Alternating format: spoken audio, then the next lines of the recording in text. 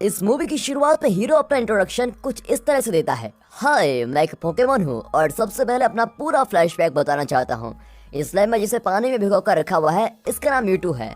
ये बहुत ही पुराने जमाने का पोकेमॉन है जिस पर रिसर्च की जा रही थी, लेकिन एक दिन वह बच निकला और लैब से निकलती हुई एक कार को उसने अटैक कर दिया। और यह टिम। उस वक्त दुनिया बहुत ही बदली हुई थी और हर किसी के पास अपना खुद का एक पोकेमॉन था, लेकिन टिम ऐसा अकेला आदमी था जिसके पास अपना पोकेमॉन नहीं था और वो सिंगल ही घूमा करता था। उसके पास ना तो गर्लफ्रेंड थी और ना ही पोकेमॉन। इस वजह से वो अंदर ही अंदर बहुत ही रोता रहा, लेकिन बाहर ऐसे दिखाता था जैसे कि वो बिना गर्लफ्रेंड और पोकेमॉन के भी बहुत ही खुश है। तब उसे एक कॉल आया कि उसके पापा मर गए हैं और पहले सीन में म्यूटो ने जिस कार का एक्सीडेंट करवाया था उसमें टिम के पापा हैरी थे। इस बारे में पता लगाने टिम रैम सिटी पहुंचा। रैम सिटी को हावर्ड क्लिफोर्ड ने क्रिएट किया था। हावर्ड को बहुत ही बुरी बीमारी थी जिसके इलाज के लिए वो दुनिया भर में घूमा करता था। तभी उसने कई पोकेमॉन्स का पता लगाया और इसके बाद लोग पोकेमॉन का शिकार करने लगे और उनको अपना गुलाम बनाकर रखा। लेकिन हावर्ड ने एक ऐसी सिटी बनाई जहां इंसान और पोकेमॉन मिलजुल कर रहा करते थे, कोई किसी का गुलाम नहीं था और इस पीसफुल सिटी का नाम रैम रखा गया। रैम सिटी में पहुंचकर टीम अपने पापा की फ्रेंड डिटेक्टिव योशिदा से मिला। योशिदा हैरी की मौत से बहुत ही दुखी थी, पर टीम के चेहरे पर कोई रिएक्शन नहीं था। दरअसल हैरी उसे बचपन में ही छोड़कर यहाँ आ गया और टीम को हैरी से बिल्कुल भी लगाव नहीं था। उसने कहा कि मुझे आपकी बातों से कोई मतलब नहीं है, मुझे उनके फ्लैट से कुछ चीजें लेनी है और आज यहाँ से जाना है। फिर चाबी लेकर वो हैरी के अपार्टमेंट में पहुंचा। वहाँ उसे लूसी नाम की रिपोर्टर मिली जो हैरी से मिलने आई थी, लेकिन टीम ने कुछ उल्टा सीधा कहकर उसको वहाँ से भेज दिया। और फिर फ्लैट में टीम को हैरी का एक लेटर मिला जिसमें लिखा था कि बेटा तुम मेरे साथ क्यों नहीं रहते, मैं तुमको बहुत मिस करता हूँ। लेकिन इस बात से बेखबर टीम इतने साल अपने पापा से नफरत करता रहा और वहाँ की चीजें बटोर कर जाने के बजाय उसने एक शीशी खोल दी और एक गैस फैलने लगी और गैस स्मेल करके सारे पोकेमॉन्स बंदर बनने लगे। इतना ही नहीं, टीम ने भी गैस को स्मेल कर लिया था। यारो, इतनी देर से मैं अपना फ्लैशबैक सुना रहा हूँ लेकिन मेरा नाम तो पूछा ही नहीं आपने। चलो मैं बता ही देता हूँ, लो। लेकिन ये पागल टीम मेरी परछाई को देखकर कितना डर रहा है, इसका मैं क्या करूं? अब मैं सामने आता हूँ। टैन टैन, मैं हूँ पिकाचू। दरअसल पोकेमॉन की भाषा इंसान समझ नहीं सकते, लेकिन टीम मेरी बात को समझ रहा था। शायद उसने कुछ ज्यादा ही गैस सूंघ ली थी। उसने मुझसे पूछा मैं कौन हूँ, लेकिन मुझे इस छोटे फ्लैशबैक के अलावा कुछ भी याद नहीं है। मैंने सोचा कि टीम मेरी मदद करेगा, लेकिन सारे बंदर मिलकर टीम पर झपट पड़े। फाइट बहुत ही मस्त थी, इसलिए मैं तमाशा देखने बैठ गया, लेकिन बंदर के बच्चे मुझे भी चेस करने लगे। फिर हम दोनों बंदरों से बचकर बहुत ही आगे भाग गए थे, लेकिन बंदरों ने पकड़ लिया और टीम के कपड़े फाड़ दिए। अब कुछ देर में गैस का असर भी खत्म हो गया और बंदर फिर से पोकेमॉन बन गए, लेकिन अब भी टीम को अकल नहीं आई और पूरी सिटी में ढिंढोरा पीटा था कि ये पिकाचू बोलता है। और फिर मैंने समझाया कि ओए सुन टीम, मेरी बातें सिर्फ तुम्हें सुनाई दे रही है, दूसरा कोई भी मुझे नहीं सुन सकता, इसलिए अकल से काम लो और चलो यहाँ से। तब उसने पूछा कि तुम मेरे पापा की फ्लैट में क्या कर रहे थे? अरे तुम हैरी के बेटे हो, पहले बताना था ना। एक्चुअली मैं हैरी का पार्टनर हूँ। ये देखो मेरे कैप में हैरी का नाम लिखा हुआ है। मुझे यकीन है कि हैरी को कुछ नहीं हुआ। मैं इतना इमोशनल होकर डायलॉग बोल रहा था, लेकिन ये गधा अचानक फोन उठाकर बात करने लगा। वो बहुत ही धीरे धीरे बोल रहा था ताकि मुझे सुनाई न पड़े। फिर मैंने कहा ध्यान से सुन लो टीम, शायद मैं और हैरी पार्टनर्स थे, लेकिन मुझे अब कुछ भी याद नहीं है। अगर हैरी मिल जाए तो मेरी मेमोरी भी वापस आ सकती है। चलो हम दोनों मिलकर हैरी को ढूंढते हैं। लेकिन ये सरफिरा मेरी किसी भी बात का जवाब नहीं दे रहा था और फिर कहने लगा कि हैरी तो मर गया है। क्या हैरी मर गया है? तुम्हें कैसे पता? उसने कहा कि उसे पुलिस ने बताया है और मुझे हंसी आ गई कि पुलिस तो झूठ भी बोल सकती है। क्या तुमने पुलिस की रिपोर्ट देखी? क्या तुमने हैरी की लाश देखी? इस पर उसका चेहरा एकदम से बदल गया। कम से कम अब तो मुझ जैसे सीनियर की बात सुनो, अगर मैं जिंदा हूँ तो मेरा पार्टनर यानी तुम्हारे पापा भी जिंदा होंगे। और तब उसका चेहरा खिल गया और उसने कहा कि इस जगह पर हम कल मिलेंगे और डिस्कस करेंगे। अब ये कहकर हम दोनों अपने अपने घर चले गए, लेकिन जब मैं घर पहुंचा तो टीम भी वहाँ आ गया। ओ सॉरी, ये तुम्हारे पापा का भी तो घर है। हैरी का बेटा होने के नाते तुम जमीन पर सो जाओ और मैं बेड पर सो जाता हूँ। ये कहकर मैं सो गया, लेकिन मुझे नींद नहीं आई। सारी रात हैरी के बारे में क्लू ढूंढते ढूंढते मैंने सारे घर को तहस नहस कर दिया, लेकिन ये लेजी फेलो खराटे मार मार कर सो रहा था और ऊपर से सुबह उठकर मुझसे सवाल करने लगा। और मैंने भी कह दिया कि मैं और हैरी को इन्वेस्टिगेशन कर रहे थे और अगर उसकी एक भी बात मुझे याद आ जाए तो बाकी गुत्थी मैं खुद ही सुलझा लूंगा। इसलिए सारी रात मैं क्लू ढूंढता था, तब जाकर मुझे ये शीशी मिली। इसके अंदर की गैस से यहाँ के पोकेमॉन्स बंदर बन गए। इसी तरह के और भी क्लूज इस घर में हैं। हमारा काम सिर्फ उन्हें ढूंढना है। तब टीम ने न्यूज़पेपर देखकर बताया कि वो लूसी नाम की रिपोर्टर को जानता है जो हैरी को अच्छी तरह जानती है। अब ये कहकर वो मुझको सिटी के कैटर हावर्ड की मीडिया कंपनी में लेके गया। यही रिपोर्टर लूसी काम करती है। हॉवर्ड अपने बेटे रॉजर के साथ मिलकर सिटी में वीकेंड परेड की व्यवस्था कर रहा था। मुझे लगा कि बेटा बाप की बिल्कुल भी इज्जत नहीं करता और जल्दी जल्दी कंपनी को अपने हाथ में लेना चाहता है। तब लूसी आई। अरे ये कोई रिपोर्टर नहीं, सिर्फ एक ट्रेनी है। हमारी शीशी देखकर वो हमको एक जगह लेके गई जहाँ कई सारी शीशियाँ थी। उसने बताया कि हैरी का एक इन्फॉर्मर हार्बर में था और उसी ने ये शीशियाँ यहाँ दी। उसे चेतावनी दी कि रात को उस हार्बर में जाना रिस्की है, लेकिन हम भी वो हैं जो अंधेरे में उजाला फैला देते हैं, इसलिए हम रात को हार्बर चले गए। वहाँ मिस्टर मेमे नाम का पोकेमोन था जिसे माइनिंग करने का शौक था। लगता है वो मुझको देखकर डर गया। शायद वो मुझे और मेरे पार्टनर हैरी को जानता था। और फिर मैंने टीम को एक कोने में चुपचाप बैठने को कहा और सिंघम की तरह दहाड़कर मिमी से पूछा कि हमारे डिटेक्टिव हैरी कहाँ है। लेकिन वो मिमी की भाषा में भरतनाट्यम जैसा कुछ करने लगा जो मेरे पल्ले ही नहीं पड़ा। फिर टीम ने ट्रांसलेट करके बताया कि वो नहीं बताना चाहता। अब टीम उसके झूठ मूठ के घर के अंदर गया और उस पर पेट्रोल डालकर जलाने की एक्टिंग करने लगा, लेकिन उसने बुझाने की एक्टिंग की। हाय मेरी फूटी किस्मत, ये मिमी तो एक्टिंग के अलावा कुछ नहीं करता। लेकिन आखिर में उसकी मदद से हमको एक फाइट क्लब का एड्रेस मिला। वहाँ पोकेमॉन्स बैटिंग करके फाइट कर रहे थे और एक खाली चश्मिश हमको देकर चली गई। तब क्लब का मैनेजर आकर गुस्से में मुझसे रिमैच करने की बात करने लगा। जरूर मैंने और हैरी ने कभी इसकी पिटाई की थी और शायद मैंने फाइट करके बैट भी जीत ली थी। आखिर में पोकेमॉन्स का सिंघम जो ठहरा, पर टीम ने मुझे सचमुच का सिंघम समझकर फाइट में मेरा नाम दे दिया। फिर क्या, मुझे बकरे की तरह एक बड़े ड्रैगन के सामने खड़ा कर दिया गया और ऊपर से उस ड्रैगन को शीशे की गैस भी सुंघा दी। और अब न जाने ड्रैगन किस चीज में बदल जाएगा। लेकिन हिम्मत करके मैंने उससे फाइट शुरू की और टीम मेरी मदद के लिए रिंग के अंदर आ गया। तब क्लब का मैनेजर न जाने कहां से कूद पड़ा और उसकी सारी शीशियां टूट गई और उसकी गैस भी पूरी जगह में फैल गई और सारे पोकेमॉन्स बिल्कुल पागल हो गए। हम तो जान बचाकर वहां से भागे, लेकिन पुलिस के हाथ लग गए। फिर भी हमको उनके चीफ यानी हैरी के फ्रेंड योशिदा के पास लेके गए। हमने उसे समझाना चाहा कि हैरी जिंदा है, उसे प्लीज ढूंढो, लेकिन उसने हमें एक्सीडेंट का फुटेज दिखाया। हाँ यार, इतने खतरनाक एक्सीडेंट से कौन बच सकता है, ये सोचकर हमने अपनी इन्वेस्टिगेशन को रोक दिया।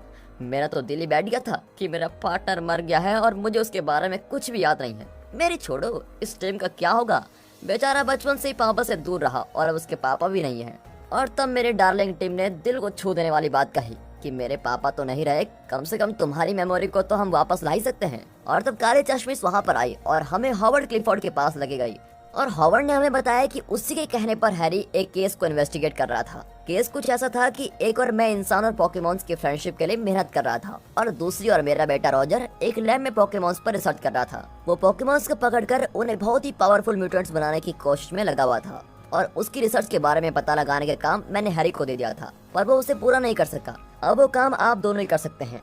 लेकिन टीम ने कह दिया कि जब मेरे पापा ही नहीं रहे तो मैं ये केस क्यों लूं? पर हॉवर्ड ने कहा कि हैरी मरा नहीं है और इस पर तो हम दोनों चौंक ही गए। हॉवर्ड के पास पुलिस से भी ज्यादा टेक्नोलॉजी थी और उसने हमें एक्सीडेंट स्पॉट की एक ऐसी बारीक बारीक चीजें दिखाई कि पूछिए मत। उसने होलोग्राम के जरिए हमें दिखाया कि उस वक्त मैं हैरी के साथ था और उसे बचाने की कोशिश भी कर रहा था। तब वहाँ मीटू नाम का पोकेमॉन आया जो दुनिया का सबसे पावरफुल पोकेमॉन है। दरअसल मीटू कई सौ साल पहले ही मिट गया था, लेकिन उसके पुराने डीएनए से ये नया और खतरनाक म्यूटेंट तैयार कर दिया गया। तब उस म्यूटू ने अपनी पावर से मेरी मेमोरी मिटा दी। लेकिन उसने मेरी मेमोरी क्यों उठाई और ऊपर से वह हैरी को क्यों उठा के लेके गया? अब हॉवर्ड ने कहा कि तुम्हें म्यूटू का पता लगाकर अपने पापा को बचाना होगा। हैरी को बचाने का यही लास्ट चांस था। और फिर टीम ने लूसी से मिलने का सुझाव दिया और हम एक रेस्टोरेंट में गए, पर वो हमारे साथ बैठने की बजाय दूसरी टेबल पर बैठ गई ताकि हम पर कोई शक न करे। ये कुछ ज्यादा ही बिल्डअप कर रही थी। हम इतने बड़े स्पाइस तो थे नहीं कि इस तरह फिल्मी स्टाइल में मिले, लेकिन मेरी डांट सुनकर वो चुपचाप आकर साथ में बैठ गई। उसने रॉजर का लैपटॉप हैक कर लिया था और उसकी लैब की सारी डिटेल्स हमको दे दी। फिर वो खुद अपनी कार में हमें लैब में लेके गई और न जाने टीम को लूसी में क्या नजर आया। जनाब तो उसको दिल ही दे बैठे। मैंने साफ कह दिया कि बेटा खुश रहना चाहते हो तो सिंगल ही रहो, मिंगल मत करो। अब काम की बात करें। लैब का सेटअप देखकर मुझे तो सुसुई आ गई, लेकिन अच्छा हुआ टीम मुझे उठाकर चल रहा था और फर्श गंदा होने से बच गया। यहाँ नॉर्मल पोकेमॉन्स को म्यूटेंट्स में बदला जाता है और फिर हमने टॉर्टेरा नाम का एक पोकेमॉन देखा जो जंगलों में रहता है। इससे भी यहाँ म्यूटेट किया जा रहा था। फिर हम लोग अलग हो गए, लेकिन सिक्योरिटी कैमरास हमको रिकॉर्ड कर चुके थे और ये जानकर रॉजर अपनी फोर्स को लेकर लैब की ओर आ रहा था। उसने यहाँ कई पोकेमॉन्स को खोल दिया, पर इस बात से बेखबर हम वहाँ के होलोग्राम्स को प्ले करने लगे और तब हमें पता चला कि म्यूटू के जरिए ही उस गैस को तैयार किया जाता है जिसको सूंघकर सारे पोकेमॉन्स पागल हो जाते हैं। म्यूटू को कंट्रोल करने का एक न्यूरोलॉजिकल रिमोट भी बनाया गया है जिसे हेलमेट की तरह पहना जा सकता है। लेकिन इस रिमोट में कोई टेक्निकल प्रॉब्लम हो गई और इस वजह से म्यूटो लैब से बच निकला। यही मैंने आपको फ्लैशबैक में दिखाया था। टीम ने पूछा कि इस म्यूटो का डीएनए रॉजर को कैसे मिला, और ये जानने के लिए हमने होलोग्राम को रिवाइंड करना शुरू कर दिया। हमने देखा कि मैंने और हैरी ने ही म्यूटो को पकड़ा और उसको लैब में लेके गए। टीम को लगा कि मैं और हैरी बुरा काम कर रहे थे, लेकिन मैंने समझा कि शायद मेरी तरह हैरी की मेमोरी भी मिटा दी गई हो। हैरी कभी भी बुरा काम नहीं कर सकता। फिर लैब से बाहर आते वक्त वहाँ की म्यूटेटेड पॉकीमॉन्स ने लूसी को पकड़ लिया, लेकिन किसी तरह हम बाहर बचकर आए तो जगह हिलने लगी और हम सब तूफान में उड़ने लगे। लगता है भूकंप आ गया था, लेकिन बाद में पता चला कि ना तो वो पहाड़ है और ना ही जंगल। वो उस लैब में बनाया गया एक बड़े साइज का टॉर्टेरा पोकेमॉन है जिस पर जंगल बना हुआ है। और तभी एक बड़ा पत्थर मुझ पर गिरा और मैं बिल्कुल ही पागल हो गया। पर दर्द बेचारे टीम को हो रहा था। मेरे पापा मुझको अकेले छोड़कर चले गए, लेकिन तुम नहीं जा सकते, ये कहकर वो हीलर पोकेमॉन से मदद मांग रहा था। तब लूसी ने उसे बताया कि तुम्हारी बात सिर्फ पिकाचू सुन सकता है, दूसरे पोकेमॉन्स नहीं। लेकिन इंसानियत नाम की भी, मेरा मतलब पोकेमोनियत नाम की भी कोई चीज होती है। बाकी पोकेमॉन्स हमें एक जगह लेके गए और शॉकिंग बात ये थी कि वहाँ म्यूटो था। म्यूटो ने मुझसे कहा कि टीम को यहाँ लाने के लिए बहुत ही शुक्रिया। और तब मुझे समझ आया कि टीम को यहाँ लाने के लिए ही म्यूटो ने मेरी मेमोरी मिटाई थी। लेकिन अचानक रॉजर के आदमी वहाँ पहुँच गए और म्यूटो को बांध कर लेके गए। अब ये सब जानकर मुझे खुद से नफरत होने लगी। मैंने टीम से कहा कि मैंने तुम्हें इस झंझट में फंसा दिया है, प्लीज मुझे माफ कर दो। अगर मेरे साथ रहे तो तुम्हें खतरा होगा। मैं खुद नहीं जानता कि मैं क्या कर रहा हूँ, प्लीज मुझे छोड़कर चले जाओ। ये कहकर मैं दूर चला गया, लेकिन वो जरा भी गुस्सा नहीं हुआ और कहने लगा हम दोनों मिलकर सच्चाई का पता लगाएंगे। लेकिन मैंने मुड़कर भी नहीं देखा। फिर टीम और लूसी शहर चले गए। टीम हॉवर्ड को सब कुछ बताना चाहता था। उसने लूसी से भी कहा कि वो इस न्यूज को फ्लैश कर दे, लेकिन रॉजर के ही चैनल पर वो रॉजर के खिलाफ कैसे न्यूज चला सकती थी। और तब वहाँ पेड़ की तैयारियां चल रही थी और बड़े बड़े बलून्स में गैस भरी जा रही थी। लूसी सिटी के मेजर को सारी बातें बताना चाहती थी, लेकिन ऐन वक्त पर रॉजर वहाँ आ गया और वो सब कुछ कह नहीं सकी। अब कट कर यहाँ टीम से जुदा होकर मैं सैड सॉन्ग गा रहा था। एक जगह पर पहुंचकर मुझे याद आया कि यहीं पर हमारा एक्सीडेंट हुआ था। इसका मतलब है कि मीटो ने ही हमें बचाया था। तो फिर हमारा एक्सीडेंट किसने करवाया? अगर ये सब होलोग्राम में देखा जा सकता है तो हॉवर्ड ने ये बात हमसे छुपाई क्यों? और तब मुझे हॉवर्ड पर शक हुआ और लगा कि टीम की जान खतरे में है। उसे बचाने के लिए मैं भागा, लेकिन तब तक टीम हॉवर्ड के पास जा चुका था। दरअसल हॉवर्ड और रॉजर ने मिलकर हैरी को मारने का प्लान बनाया था। हॉवर्ड के सर पर न्यूरोलॉजिकल हेलमेट था जिससे वो म्यूटो को कंट्रोल करता है।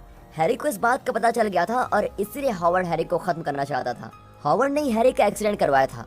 और म्यूटो में ऐसी शक्तियां हैं जिससे वो इंसान की आत्मा को पोकेमॉन के अंदर ट्रांसफर कर सकता है।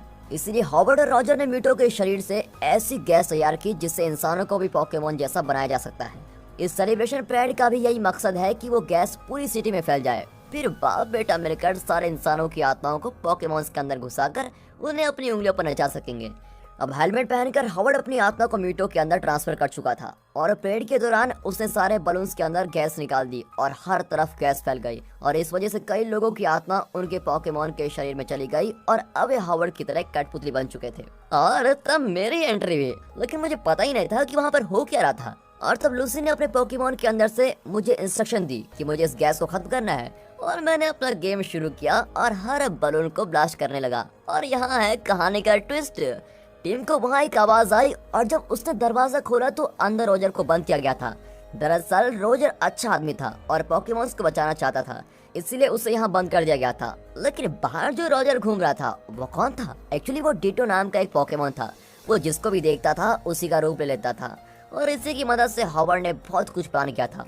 वहाँ टीम डिटो की मार खा रहा था और यहाँ मैं मिटो के अंदर बैठे हॉवर्ड की मार खा रहा था। और टीम को बचाने के लिए मैंने अपनी पूरी शक्ति से मिटो को अटैक किया। वहाँ टीम और रॉजर ने मिलकर डिटो को मार डाला था। मेरी शक्तियाँ खत्म हो गई थी और तब मिटो के रूप में हॉवर्ड ने पूछा कि तुम मेरा मुकाबला करोगे। मैं भी दहाड़ा कि तुमने शेर को फिल्मों में एनिमल प्लेनेट में सर्कस में देखा होगा, लेकिन किसी जंगल में शिकार करते हुए देखा है? बोलो देखा है? वो कंफ्यूज हो गया कि ये पिकाचू कहना क्या जाता है। अरे बेवकूफ, मेरा डायलॉग इतना ध्यान से क्यों सुन रहा है? मैं तो सिर्फ तुमको डाइवर्ट करने आया था, असली काम तो वहाँ हो रहा है। ये कहकर मैंने टीम की ओर इशारा किया। टीम ने हॉवर्ड के सर से हेलमेट निकाला और हॉवर्ड की आत्मा मिटो के शरीर से निकलकर वापस हॉवर्ड के शरीर में पहुंच गई। फिर असली मिटो ने मुझे गिरने से बचा लिया और वहाँ टीम भी बच गया और फिर इस तरह हॉवर्ड को अरेस्ट कर लिया गया। मिटो ने अपनी शक्ति से पोकेमॉन बने हुए इंसानों को उनका असली रूप दे दिया था और इस तरह हमने इस केस को भी सॉल्व कर दिया। तब मिटो ने टीम से कहा, तुम इतने दिनों से अपने पापा को हर जगह ढूंढ रहे थे, लेकिन तुम्हारे पापा हर पल तुम्हारे साथ ही हैं। ये सुनकर टीम का तो पता नहीं, लेकिन मेरी तो धड़कन ही रुक गई। अरे बाप रे, ये तो ट्विस्टों का बाप निकला। इसका मतलब मैं टीम का पापा हूँ। लीजिए ये खुला सस्पेंस। एक्सीडेंट के बाद मीटू ने मेरी मेमोरी नहीं मिटाई थी, बल्कि पिकाचू के शरीर में मेरी यानी हैरी की आत्मा को ट्रांसफर कर दिया था। लो जी कर लो बात। मैं आपको ट्विस्ट वाला फ्लैशबैक सुना रहा था और मीटू ने मुझे ट्विस्ट बना दिया और फिर मैं पिकाचू की बॉडी से निकलकर असली रूप में आ गया। तो मैं हूँ हैरी और मैं ही आपको कहानी सुना रहा था। तभी मैं सोचूं कि मेरे पॉकीमोन होते हुए भी मेरी बात सिर्फ टीम की समझ में क्यों आ रही थी। कई साल बाद मुझे मेरे बेटे के साथ इतने दिन रहने का मौका मिला और अब वो मुझसे अलग होने जा रहा है। ये सोचकर मुझे बहुत ही दुख हुआ, लेकिन मैं उसको अपने साथ रहने पर बिल्कुल भी मजबूर नहीं करना चाहता। वो जो भी करना चाहता है मैं हमेशा उसको सपोर्ट करूंगा। लेकिन आखिर बेटा किसका है? उसने साफ कह दिया कि पापा आपको छोड़कर कहीं नहीं जाऊंगा और अब मैं भी उसको एक काबिल डिटेक्टिव बनाऊंगा। और इन्वेस्टिगेशन के दौरान हम बाप बेटे एक हुए और यह है हमारी कहानी। और मैं ही हूँ पोकेमॉन डिटेक्टिव पिकाचू। इसी के साथ दोस्तों ये मूवी यहाँ पर खत्म होती है। हमें उम्मीद है कि इस पिकाचू की कहानी को हम इंटरेस्टिंग तरीके से बता सके। अगर हाँ और आपको अच्छी लगी तो वीडियो को एक लाइक और चैनल को सब्सक्राइब अभी कर दें।